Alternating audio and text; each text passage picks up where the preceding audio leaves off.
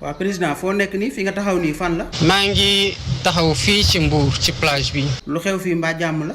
li xew fii musiba la te musiba mënu ko weesu. musiba gaawe ma lu mu doon. na am na gaal gu am lu mat juróom-ñett fukki nit ñu génnee ci ñeent kese ñoo xamante ne ñu ngi dund. daa illa loolu kay musiba mënu koo weesu léegi nag. ba tey ñu ropp ci lu mat fanweer ak juróom-ñaar. waa ana ñu des kon. ñeneen ñi gisuñu ko.